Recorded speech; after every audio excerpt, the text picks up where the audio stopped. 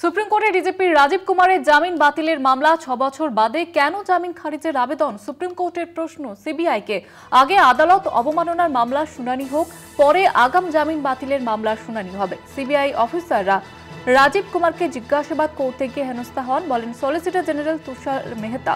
আর এই নিয়ে আরো বিস্তারিতভাবে আলোচনা করব। সরাসরি রয়েছে প্রতিনিধি পীযূষ কান্তি নাগ। পীযূষ কান্তি, আদালতে সওয়াল জবাবে ঠিক কি কি উঠে এলো বিস্তারিতভাবে জানতে চাইব। দেখো, আজকে রাজীব কুমারের আগাম জামিন সংক্রান্ত মামলার শুরুতেই সিবিআই কিন্তু প্রধান বিচারপতি বি.আর. গাভাইয়ের প্রশ্নের মুখে পড়ে। প্রধান বিচারপতি সিবিআই কে প্রশ্ন যে দীর্ঘ 6 বছর পর কেন তা আপনারা হঠাৎ এই মামলা নিয়ে সুপ্রিম কোর্টে হাজির হলেন? কেন গত 6 বছরে একবারও তাকে তদন্তে ডাকা হয়নি? এতদিন আপনারা কি করছিলেন? সিবিআই এর উদ্দেশ্যে প্রধান বিচারপতি আরো মন্তব্য, এই ধরনের মামলা বিচারাধীন রাখার কোনো প্রয়োজন আছে বলে আদালত মনে করে না। মামলা রাখার কোনো প্রয়োজনীয়তা নেই। এরপরে সলিসিটর জেনারেল আদালতের কাছে দাবি করেন মামলাটি শুধু আগাম জামিন সংক্রান্ত মামলা নয়।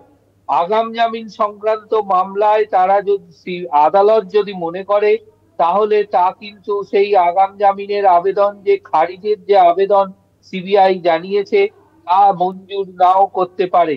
কিন্তু তার আগে আদালতের শোনা উচিত যে কেন সিবিআই আদালতের দ্বারস্থ হয়েছে। তার কারণ আগাম জামিনের বিষয়টি নিয়ে নয়, তদন্তে বাধা দেওয়া হচ্ছে এবং তদন্তের ক্ষেত্রে সঠিকভাবে সিবিআই এগোতে পারছে না।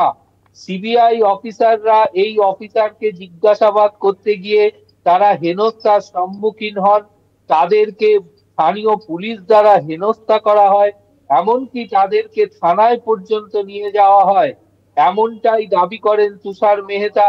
কিন্তু প্রধান বিচারপতি এর উত্তরে বলেন যে দীর্ঘদিন ধরে আপনারা দীর্ঘ 6 বছর ধরে তাহলে কি করছিলেন?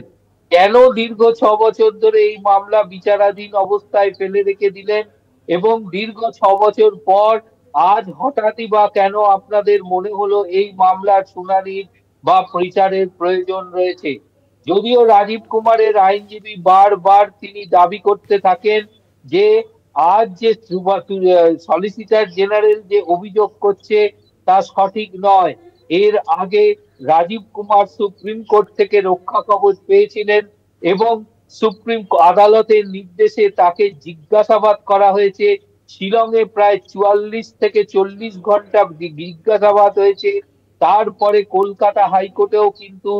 কলকাতাতেও কিন্তু সিবিআই তাকে জিজ্ঞাসাবাদ করেছে, সিবিআই এর কাছে হাজিরা দিয়েছে। এই অবস্থায় এমত অবস্থায় দাঁড়িয়ে এই মামলার কোনো গ্রহণযোগ্যতা আছে বলে মনে করেন না। এরপরেই প্রধান বিচারপতি পরিষ্কার জানান যে আগাম জামিনের এই মামলার কোনো বিচারের প্রয়োজন আছে বলে আদালত মনে করছে না। যদিও বারংবার বিচারপতি সলিসিটর জেনারেল তুষার মেহতা দাবি করতে থাকেন যে আদালত অবমাননা সংক্রান্ত যে মামলাটি বিচারাধীন রয়েছে সেইটি আগে আদালত শুনুক, তাহলেই আদালতের কাছে বিষয়টি পরিষ্কার হবে। এরপরে প্রধান বিচারপতি নির্ধারিত করেন আগামী শুক্রবার আদালত সংক্রান্ত মামলা, যে অর্থাৎ যে মামলায় সিবিআই বাধাপ্রাপ্ত হয়েছিল এই ধরনের মামলার শুনানি আদালত গ্রহণ করবে এবং তারপরেই দুটি মামলার শুনানির ক্ষেত্রে আদালত তার পরবর্তী সিদ্ধান্ত গ্রহণ করবে। অর্থাৎ আজকের বিচার প্রক্রিয়া থেকে এটা পরিষ্কার যে আগাম জামিন বাতিল সংক্রান্ত আবেদনে যে আদালত যে খুব একটা বেশি গুরুত্ব দিচ্ছে তা নয়।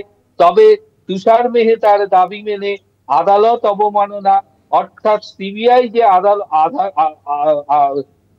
বাধাপ্রাপ্ত হয়েছিল সেই সংক্রান্ত বিষয়ের শুনানি গ্রহণ হবে শুক্রবার এবং তার সাথেও আগাম জামিন সংক্রান্ত মামলার শুনানিও গ্রহণ করবেন প্রধান বিচারপতির বেঞ্চ।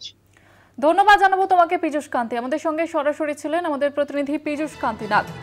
আপনাদের যেমনটা জানাচ্ছিলাম যে আগামী শুক্রবার ফের এই মামলার শুনানি হবে।